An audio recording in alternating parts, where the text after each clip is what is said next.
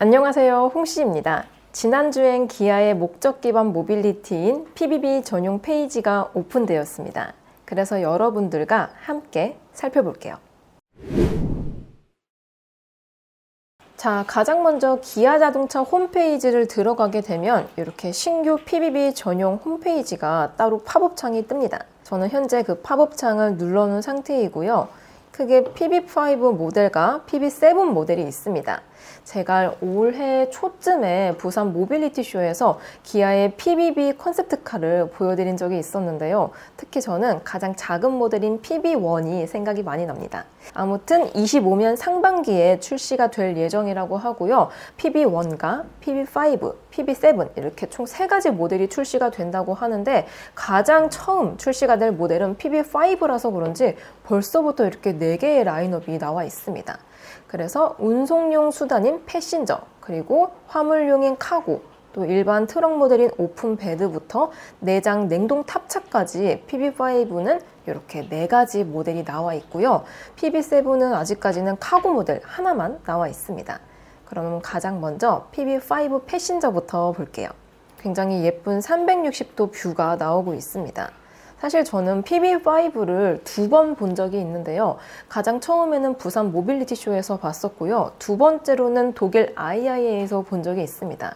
여러분들께 따로 영상으로 보여드리진 않았지만 제가 실제로 봤을 때는 이 PB5가 굉장히 덩치가 크더라고요. 그래서 운송용 수단으로 적합할 것 같다라는 생각이 들었습니다. 그래서 화면을 쭉 내려보면 크게 특징과 재원 이렇게 2가지가 공개가 되었습니다. 디자인은 마음을 사로잡는 인상적인 디자인이라고 헤드라인이 뜨는데요. 굉장히 심플한 디자인을 가지고 있죠. 디자인 컨셉은 심플하지만 강렬하다라는 멘트를 썼는데요. 실제로 봤을 때 제가 덩치가 되게 크다고 말씀을 드렸잖아요. 그러니까 이 크기 포스에서 오는 강렬함을 이렇게 디자인으로도 녹여낸 것 같습니다. 제일 처음 보게 되는 패신저 모델은 운송용, 그러니까 사람이 탈 것입니다. 예를 들어서 르노의 마스터나 아니면 현대 솔라티처럼 다인승 차량 있잖아요. 그런 용도로 가장 적합한 모델인 것 같습니다. 그래서 1열 2인, 2열 3인으로 대표되는 기존 차량의 일원화된 시트 레이아웃에서 벗어난 더 기아 컨셉트 PB5 패신저의 내장 디자인은 다양한 시트 레이아웃을 제공한다라는 멘트가 있는데요. 르노의 마스터나 아니면은 현대의 솔라티처럼 다인승 차량이기 때문에 일단 승객의 좌석 수가 상당히 많습니다. 그리고 제가 실제 PB5 컨셉트카를 봤을 때는 이게 모듈형으로 조립이 되는 시스템이기 때문에 뭐 5인승이 될 수도 있고 아니면은 뭐 4열을 추가해서 10인승이 될 수도 있고 굉장히 목적에 맞춰서 다양하게 세팅을 할 수 있다는 게 좀 신기했습니다. 그리고 실내에는 신기한 이런 디자인들이 많이 적용이 되어 있었던 느낌이 들고요. 넓은 실내 공간이 타이틀입니다. 기아의 PBB 라인업 같은 경우는 전기차 전용 플랫폼인 ES 플랫폼 기반으로 만들어진다고 합니다.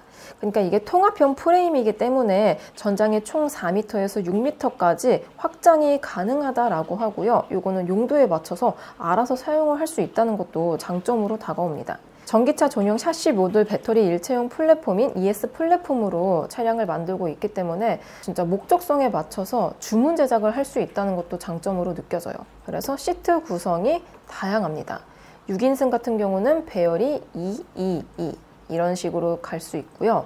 또 5인승은 이런 식으로 만들기 때문에 이 뒷좌석에는 그냥 트렁크 공간처럼 적재함으로 활용을 해도 좋을 것 같습니다. 그리고 나는 조금 더 적재함을 크게 쓰고 싶다, 밴 형태로 사용하고 싶다 하시는 분들은 또 이렇게 2, 제로, 3 이런 식으로 배열을 놓을 수도 있고요. 개인적으로 이 2, 제로, 3 같은 경우는 좀 특장에서 보면은 하이리무진 같은 거 굉장히 막 비즈니스 시트처럼 누워서 갈 수 있는 그런 시트를 이 2, 제로, 3에 적용을 시킨다면은 의전용으로도 상당히 메리트가 좋을 것 같다라는 생각이 듭니다.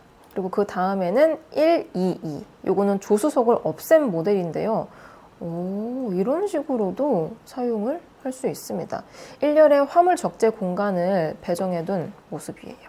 그래서 PBB는 총 3열이 들어가는데 여기서 시트를 2개를 놓을 것인지 3개를 놓을 것인지 아니면은 하나를 놓을 것인지 아니면은 아예 없앨 것인지 목적에 맞춰서 세팅이 가능한 차량입니다. 그리고 실내 공간을 보면 사용성에 있어서 탁월한 내구성과 유지관리 용이성이라고 나와 있는데요. 내구성이 좋은 차량인 것 같습니다. 그래서 PB5 패신저는 고객의 비즈니스 특성에 맞춰서 고내구 컨셉을 기반으로 개발되어서 많은 승객 운송에도 오래도록 유지 관리가 용이합니다 라고 뜹니다. 그래서 패신저는 다인승 차량인 만큼 예를 들어서 셔틀버스라든지 아니면 택시 이런 용도로 활용을 할 수 있을 것 같은데요.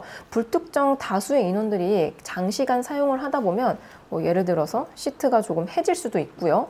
도어 트림 같은 경우도 스크래치가 상당히 많이 납니다.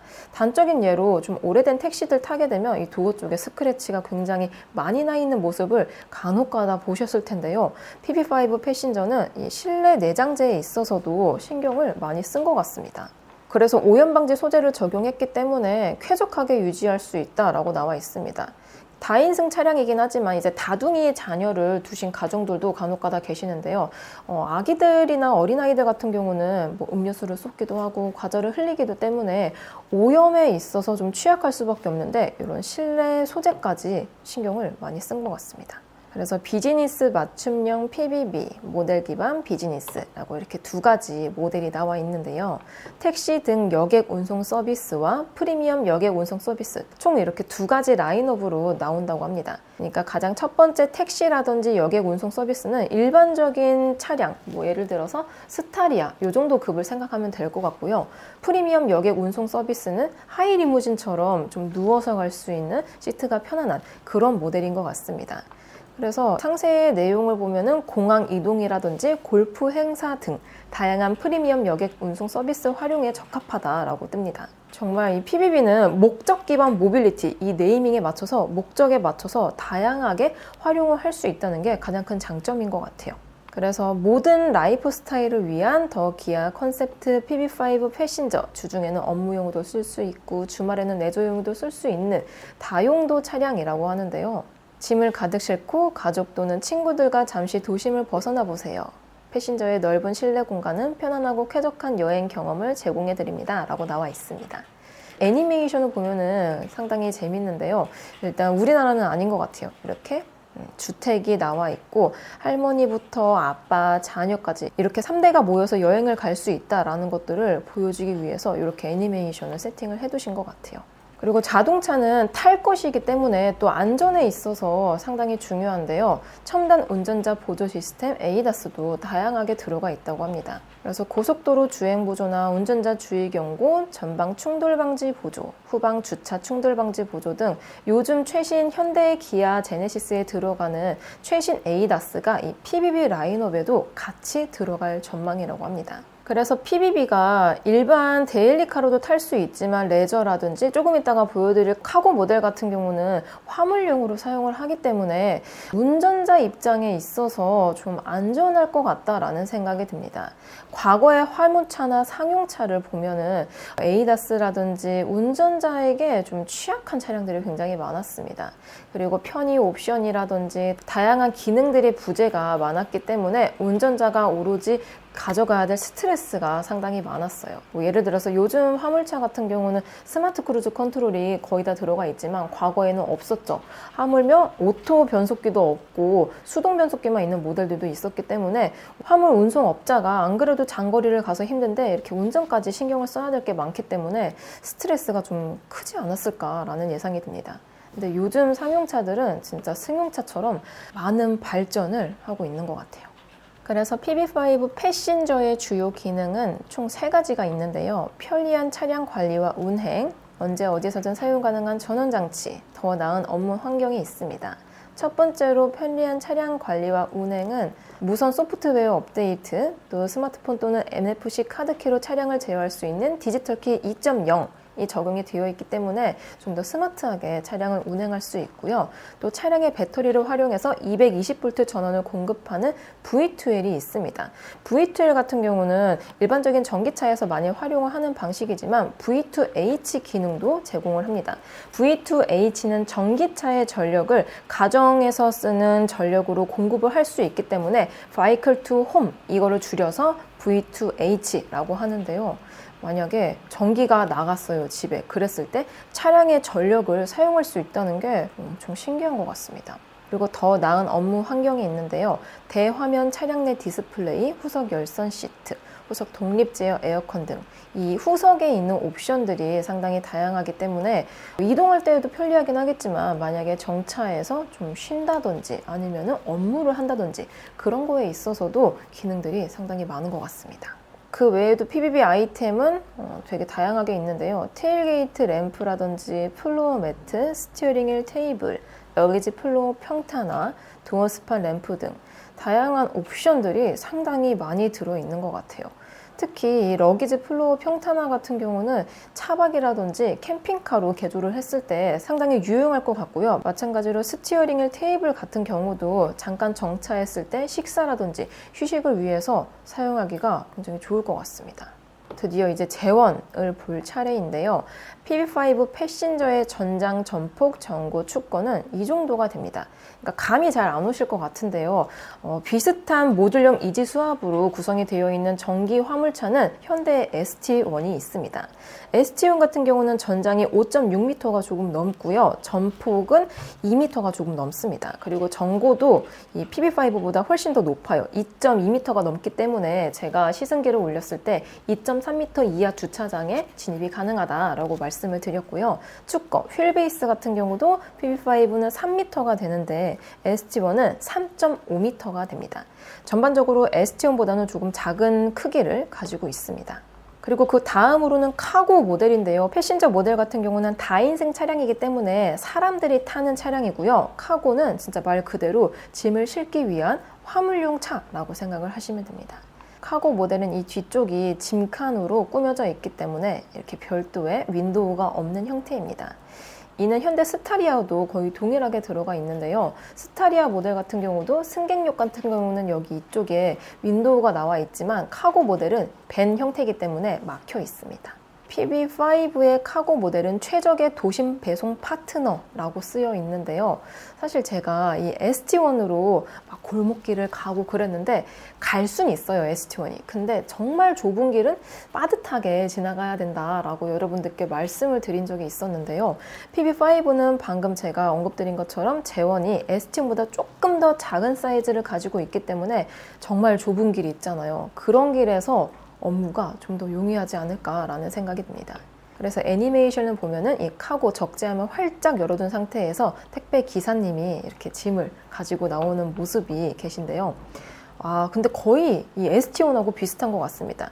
제가 ST1도 카고 모델로 시승을 했었는데요. 이 안쪽에 최저 스텝고가 상당히 낮은 편에 속하기 때문에 일반적인 택배차, 뭐 포터라든지 봉고 같은 경우는 이 최저 지상고가 되게 높고 이 안쪽에 계단이 하나가 더 있습니다. 그러니까 짐을 가져오기 위해서는 계속 오르락 내리락 해야 되는 불편함이 있는데요. 이렇게 모듈 시스템으로 적용이 되어 있는 PBB 시스템이라든지 ST1 같은 경우는 계단이 없기 때문에 오르락 내리락이 없어서 업무할 때 확실히 편할 것 같습니다. 그래서 전기차 전용 플랫폼을 통해 구현이 된 PB5 카고기 때문에 스텝고가 낮다라고 쓰여 있죠. 그래서 물품 상하차가 편리하기 때문에 시간 관리에도 효율적일 것 같다라는 생각이 듭니다. 그 다음으로는 안전배송을 책임지는 PB5 카고라고 나와 있는데요. 기존의 소상 트럭 또는 밴과 비교하였을 때 컴팩트한 제원과 첨단 운전자 보조 시스템을 제공하고 있기 때문에 도심 주행을 훨씬 더 편리하고 원활하게 해준다라고 쓰여 있습니다.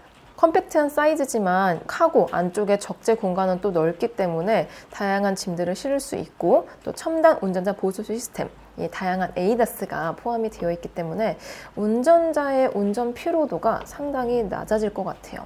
그래서 그 안쪽에 보면은 이렇게 다양한 바디 타입을 볼 수가 있는데요. 그래서 PBB는 목적성 맞춤형 이동수단이기 때문에 이렇게 컴팩트라든지 롱, 하이루프 등등 이 적재 공간을 다양하게 선택을 할 수 있다고 합니다.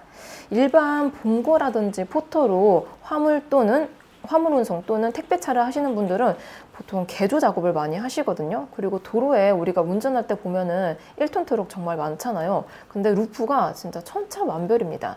아파트 지하 주차장에 들어갈 수 있는 저상부터 되게 높은 차량들도 많거든요. 근데 이게 정확한 규제가 없어서 일반 1톤 트럭에 막 엄청난 높이로 화물을 쌓으시는 분들도 많으시고요. 또 이 카고 윙바디를 거의 진짜 한 5톤급으로 올리시는 분들도 상당히 많으십니다. 근데 요 PBB 같은 경우는 그냥 이렇게 딱 목적에 맞춰서 컴팩트, 롱, 하이루프 이렇게 세 가지 중에 하나를 고를 수 있기 때문에 별도의 개조가 없어서 번거롭지 않을 것 같고요. 또 이렇게 순정 상태가 좋은 게 뭐냐면 개조를 하게 되면 업체마다 가격도 천차만별이라서 검색하는데도 일단 스트레스가 따르고요. 또 기본적인 프레임이라든지 바디들을 깎고 뭘 달고 그렇기 때문에 균형이 안 맞을 수도 있고, 심한 경우에는 일반 차체를 깎아냈기 때문에 녹이나 부식에 쓸 수도 있고요. 최악의 경우에는 AS도 불가능할 수도 있기 때문에 이렇게 순정 상태가 확실히 좋게 느껴지고 있습니다.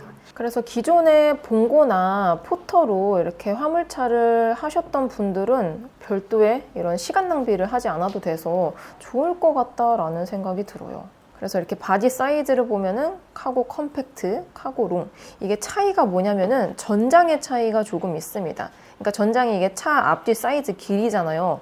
보통의 택배를 하시는 분들은, 정말 많이 하시는 분들은 택배 개수를 500개에서 700개 정도로 하신다고 합니다. 근데 나는 좀 적당히 운송을 하고 싶다 하시는 분들은 하루에 택배 물량을 한 300개 정도로 하신다고 하시더라고요. 그러니까 나는 많이 하는 사람인 건지 아니면 적당히 하는 사람인 건지에 따라서 이렇게 바디 사이즈도 고를 수 있다라고 하고요. 또 롱 버전에 이어서 하이루프 버전도 있습니다. 하이루프는 위쪽에 조금 더 적재를 할 수 있기 때문에 이게 전고가 2.2m거든요. 그리고 제가 이 ST1으로 시승을 했었을 때 이 전고가 2.3m라고 쓰여져 있는 지하 주차장에 진입을 할 수 있는데, 사실 신축 아파트 정도 돼야지 2.3m가 되고요. 보통의 아파트 지하 주차장 같은 경우는 뭐 심한 데는 2m짜리도 있고요. 보통은 2.1에서 2.2m 정도가 됩니다. 근데 이 하이루프는 좀 간당간당할 것 같고요. 일반 버전 있잖아요, 카고. 이게 전고가 1900mm, 그러니까 1.9m이기 때문에 웬만한 옛날에 지어진 지하 주차장도 진입이 가능하다는 게 가장 큰 장점으로 다가올 것 같습니다. 그래서 제가 이 ST1 시승기를 올렸을 때 지하 주차장 진입 가능하다라고 나와 있는데, 막상 재원표를 보니까 2.3m만 된다라고 나와 있어서 뭐 구매를 포기하셨던 분들도 계시더라고요. 근데 이 PBB 시리즈 같은 경우는 이 라인업에 따라서 아무데나 지하 주차장에 다 들어갈 수 있는 기본 라인부터 있기 때문에 저는 이게 조금 더 메리트가 좋게 느껴져요.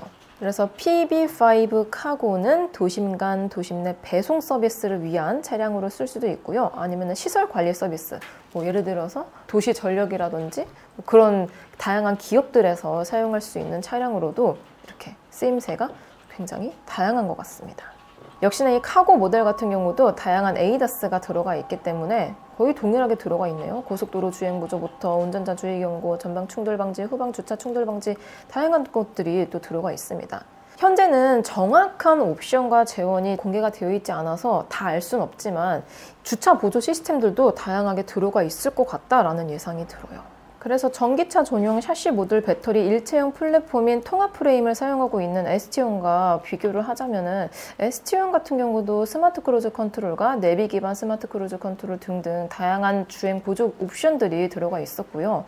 또 ST1 같은 경우는 전장이 5.6m가 넘고 전폭도 2m가 넘는 택배차 치고는 다소 큰 사이즈를 가지고 있기 때문에 센서들이 되게 많았던 기억이 있습니다. 가령 예를 들어서 후측방 충돌 방지 보조라든지 전방 충돌 방지 보조, 이런 것들도 기능들이 활성화가 잘 돼서 좋았던 기억이 있고요.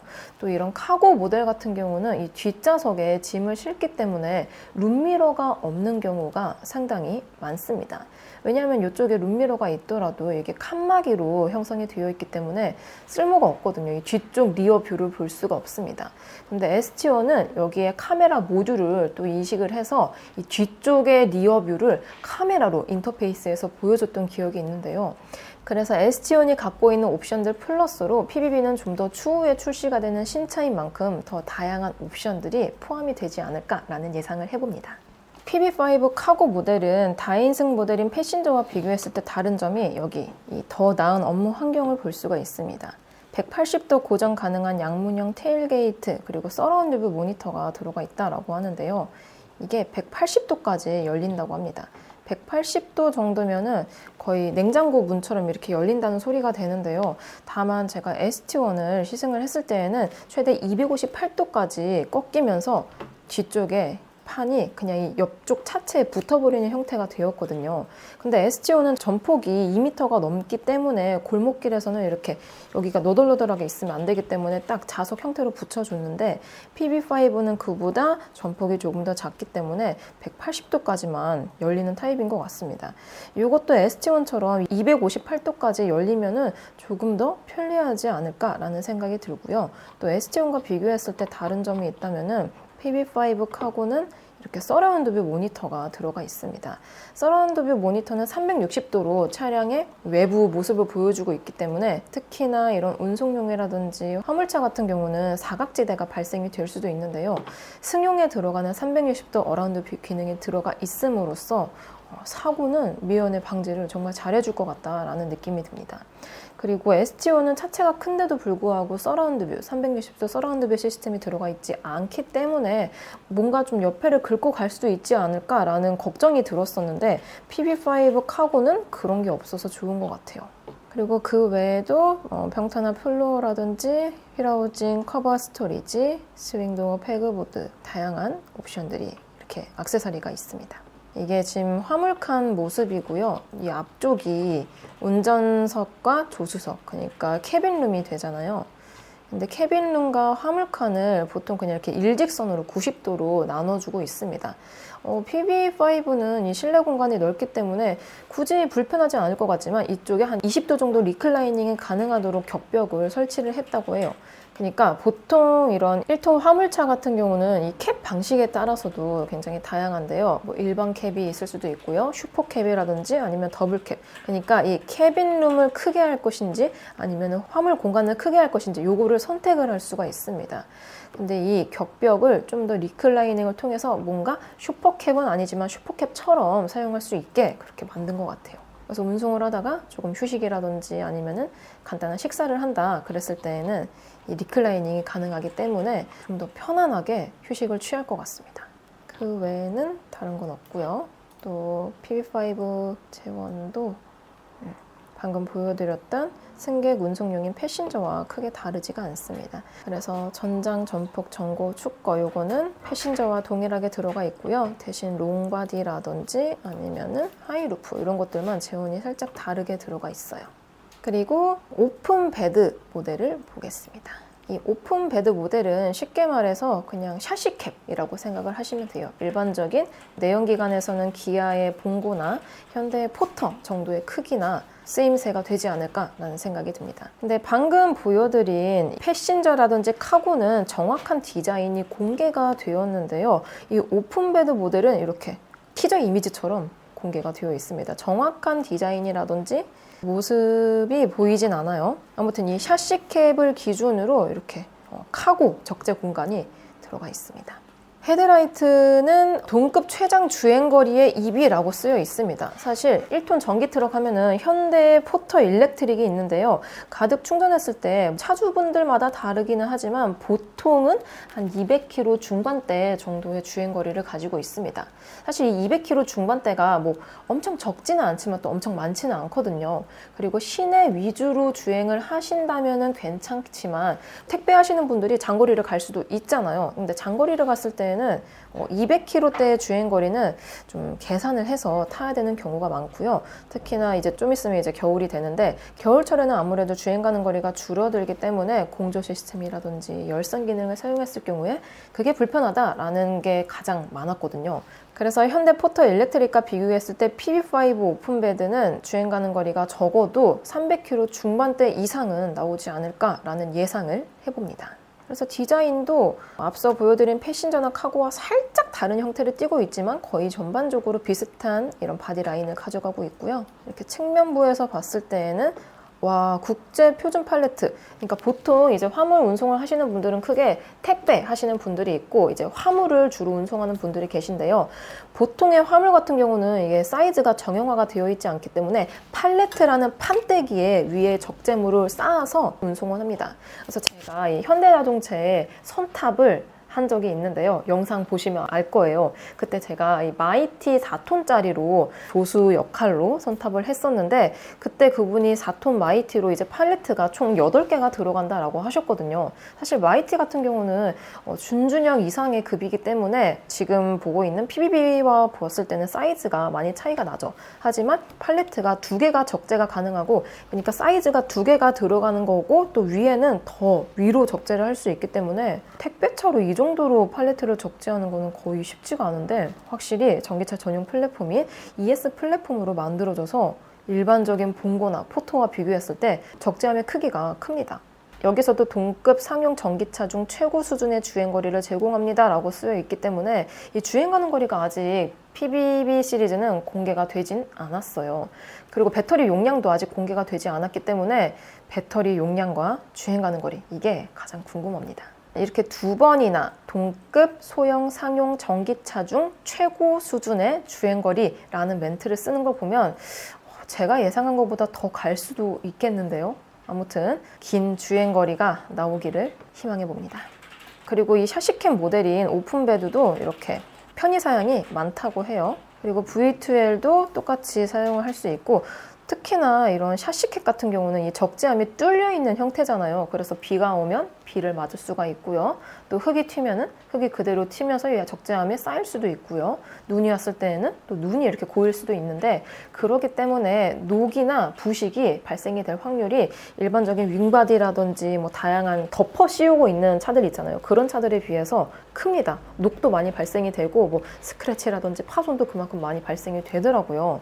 근데 요 PB5 오픈베드는 고강도 바닥재를 썼대요. 그래서 충격도 잘 견딜 수가 있고 데크 스텝이 기본으로 장착이 된다라고 쓰여 있는데요. 근데 데크 스텝이면은 우드 재질로 들어가 있기 때문에 뭔가 액체, 그러니까 비라든지 눈이 왔을 때에는 좀 유지가 힘들지 않을까라는 생각이 듭니다. 여기서 별도로 옵션을 좀 추가를 하는 것 같아요. 마찬가지로 이 오픈베드 모델도 V2L 사용이 가능하고요.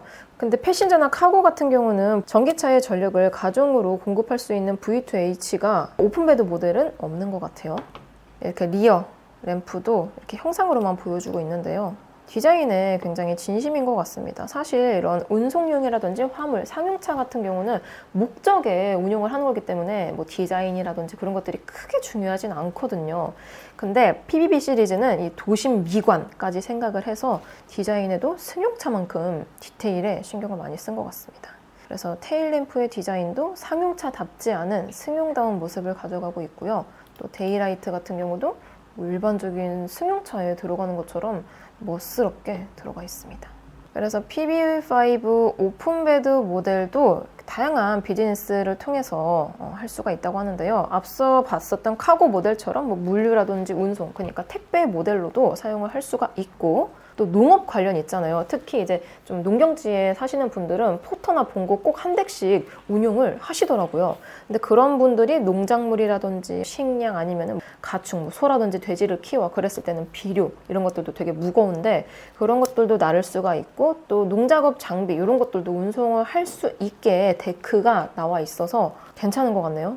그리고 화물칸의 내구성이 뛰어나다라고 여기 멘트가 또 한 번 나와 있거든요. 정확히 어떤 재질이 들어갈지 모르겠지만 일반적인 포터나 봉고보다는 좀 더 좋은 재질이 들어가는 것 같습니다. 그리고 통합 프레임을 사용하고 있기 때문에 마찬가지로 에이다스 주행 보조 시스템 들어가 있다라고 나와 있고요. 그리고 마지막 PB5 모델은 내장 냉동 탑차가 있습니다. 근데 이 내장 냉동 탑차도 정확한 디자인과 디테일은 앞서 봤었던 오픈베드처럼 티저 이미지로 실루엣만 보여주고 있어요. 근데 거의 이 실루엣 자체가 ST1하고 되게 비슷하지 않나요? 이게 하이루프가 얹어져 있는 형태인데 거의 ST1만큼의 적재 공간을 가지고 있지 않을까라는 예상을 해봅니다. 이 테일램프 들어오는 것도 그렇고 ST1하고 가장 비슷한 모습을 가지고 있는 것 같아요. 내장 냉동 탑차는 재원이 궁금해서 제일 먼저 클릭을 해볼게요. 내장 탑차와 냉동 탑차 이렇게 두 가지 모델로 나오는데요. 전장이 이게 ST1 같은 경우는 5.6m인데 내장 탑차와 냉동 탑차는 5m까지 확장이 됩니다. ES 플랫폼으로 만들어진 PBB 시리즈는 전장을 4m부터 6m까지 확장을 시킬 수 있다라고 하는데요. 이런 중형 수준의 PB5 중에서는 내장 탑차와 냉동 탑차의 전장이 가장 큰 것 같습니다. 전폭은 동일하고요. 전고도 로우, 스탠다드, 하이 이렇게 세 가지 모델로 나옵니다. 와, 근데 하이 모델 같은 경우는 높이가 2.6m라고 해요. 그러니까 웬만한 지하 주차장은 진입이 절대 불가능하죠. 대신 높이가 높기 때문에 수산차 그런 걸로도 활용을 할 수 있을 것 같고요. 또 지하 주차장을 갈 수 있는 차는 이렇게 2.1m까지 나와 있습니다. 축건은 동일한 플랫폼을 가지고 있기 때문에 동일하게 들어가 있고요. 그래서 사이즈가 굉장히 다양합니다. 그리고 다양하기 때문에 이렇게 루프 모양에 있어서도 달라지죠. 로우 모델이 가장 낮은 모델인데요. 로우 모델 같은 경우는 식료품이라든지 가구, 전자제품 이런 것들을 운송을 할 수가 있다라고 합니다. 그리고 스탠다드 모델은 부피가 크고 무거운 물품, 택배긴 하지만 조금 무거운 것들 있잖아요. 그런 것들 하기 용이할 것 같고요. 내장 냉동 탑차 하이, 요게 가장 큰 것 같습니다. 일반적인 봉고라든지 포토의 냉동 탑차가 이런 모습이거든요. 이 위쪽에는 에어로 다이내믹을 위해서 별도로 이렇게 무언가를 덧대 놓거든요. 근데 PBB 시리즈는 순정이기 때문에 거의 일체형으로 들어가지 않을까라는 예상을 해봅니다.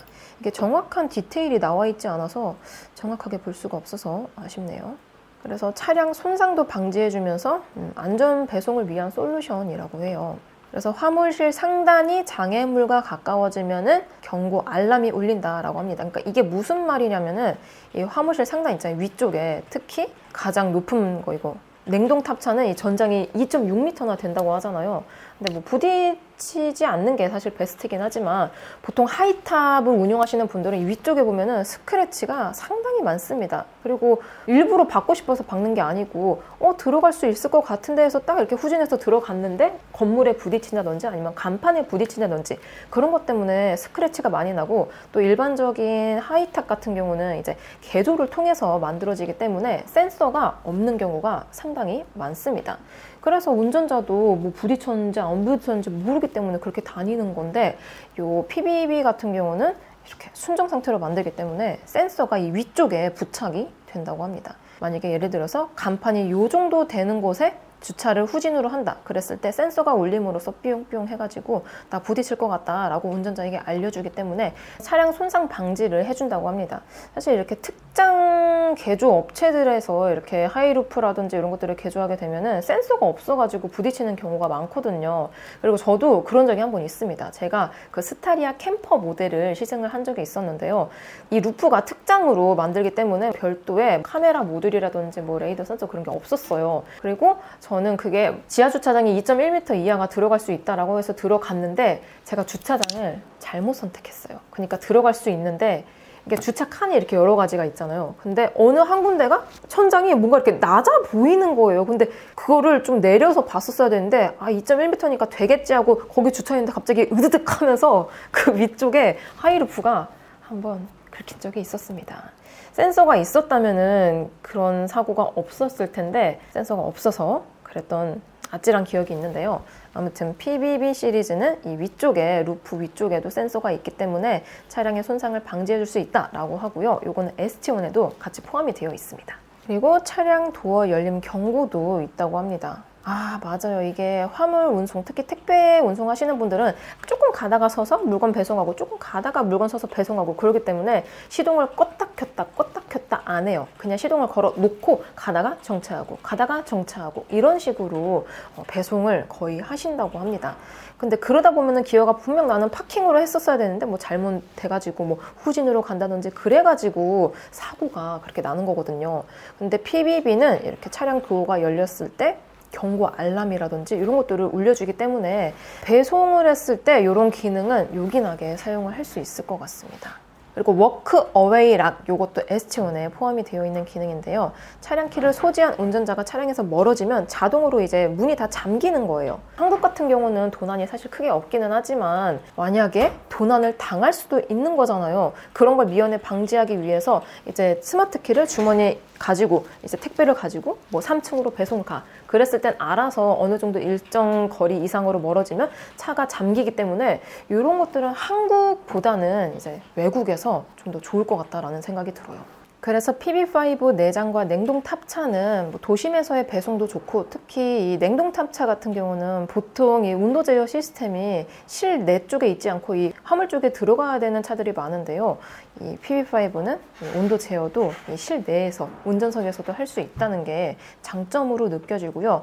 또 워크 어웨이 락처럼 차키를 가지고 어느 정도 일정 거리에서 멀어졌을 때 알아서 잠기는 것처럼 이렇게 비싼 제품 있잖아요. 뭐 전자제품, 뭐 노트북, 뭐 컴퓨터, 핸드폰 이런 것들을 보통 물건을 운송하시는 분들에게도 좋을 것 같은 옵션이 들고, 전시물이라든지 이런 것들도 고부가 가치에 해당하기 때문에 일반 탑차 대비 기능들이 상당히 많게 느껴집니다.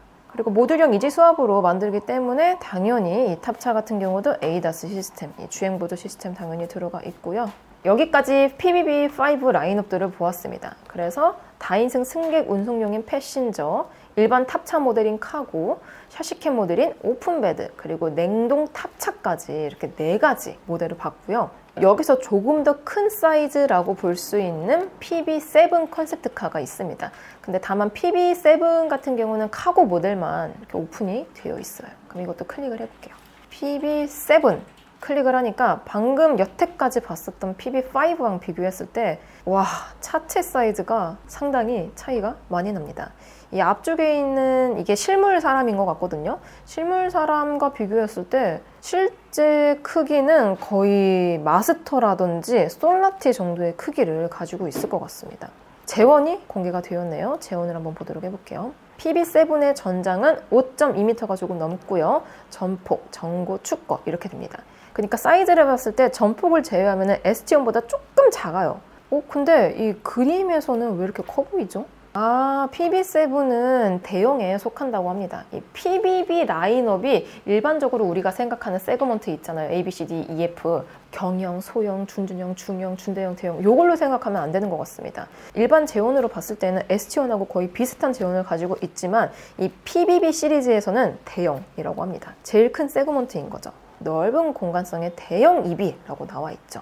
그래서 사진을 보면은 운전석도 있고 뒤쪽에는 적재함이 있고 이런 배터리 셀 모듈 시스템을 적재하는 것도 있고, 남성분이 실내에 탑승해 계시는데요. 그냥 서서 이렇게 작업을 해도 될 정도로 이 전구가 상당히 높다는 거를 보여주고 있습니다. 그리고 루프도 글라스 루프인 것 같습니다. 선루프가 아니라 글라스 루프인 것 같아요. 그래서 PB7은 다수의 여객 및 대형 화물 운송이 가능한 차량이라고 하는데요. 앞서 봤었던 PB5의 패신저라든지 카고, 오픈베드, 내장 탑차보다 좀 더 크기 때문에 사람도 더 탈 수가 있고 화물도 더 실을 수 있는 차량인 것 같습니다. 그래서 주요 활용처는 넓은 공간, 낮은 지상고가 있기 때문에 대형 차량이 필요한 물류 쪽에서 사용할 수 있고요. 또 유통이라든지 개인 집 기사 아니면 다인승 셔틀, 플랫폼 택시, 소상공인 비즈니스용으로 활용하기에 적합하다라고 나와 있습니다. 그래서 마켓처럼 이렇게 전시할 수 있는 요거를 이 안쪽에다가 PB7에다가 싣고 온 것 같아요. 그만큼 공간이 넓다는 거를 다시 한번 그림으로 강조를 하고 있습니다. 그리고 이렇게 테이블이라든지 의자도 뭐 펼쳐서 사용할 수 있는 그런 모듈 시스템을 실내에서 꺼내왔다는 거를 보여주고 있는 것 같아요. 근데 다만 PB7은 이게 다예요. 보여주고 있는 게 별로 없습니다. PBB 시리즈 중에서 가장 처음 출시가 될 PB5의 4가지 라인업들을 보았을 때 PB7도 거의 비슷하게 승객 용도인 패신저와 화물 용도인 카고, 또 샤시캐빈 오픈베드, 그리고 마지막으로 냉동 탑차 이렇게 한 4가지 모델로 출시가 되지 않을까라는 생각이 듭니다. 그리고 기아의 PBB 페이지는 이게 끝인데요. 가격이라든지 정확한 주행 가는 거리, 배터리가 없기 때문에 상당히 많은 분들이 관심을 가지고 계신 것 같습니다. 여기까지 홈페이지를 제가 구석구석 살펴봤을 때 기존의 화물이라든지 기존의 운송수단, 뭐 예를 들어서 기아의 봉고라든지 현대의 포터, 또 ST1, 또 조금 더 넓게 나아가자면 르노 마스터라든지 현대 솔라티를 좀 위협할 수 있는 차량이 될 수도 있을 것 같은데요. 다만 PBB 라인업은 목적 기반 모빌리티, 즉 전기차입니다. 배터리와 전기 모터로 구동이 되는 전기 차량이기 때문에 사실 가격이 가장 중요하지 않을까라는 예상이 드는데요. 보조금은 승용보다는 화물이 훨씬 더 많이 나오고 있는데요. 그래서 25년 상반기에 가장 먼저 출시가 될 PB5 같은 경우는 ST1보다는 조금 저렴한 가격대로 출시가 되지 않을까라는 예상을 해봅니다. ST1의 정가는 5,900만 원부터 시작이지만 PB5 시리즈는 거기서 한 800만 원 정도는 저렴한 가격으로 출시가 될 것 같아요. 그 이유 중에 하나가 일단 차체 사이즈가 작습니다. 재원상으로 봤을 때에도 차체 사이즈가 훨씬 작기 때문에 그만큼 철판이라든지 기타 패브릭부터 해가지고 실내 내장재 등등이 덜 들어가잖아요. 원래 차가 커지면 커질수록 가격이 비쌀 수밖에 없습니다.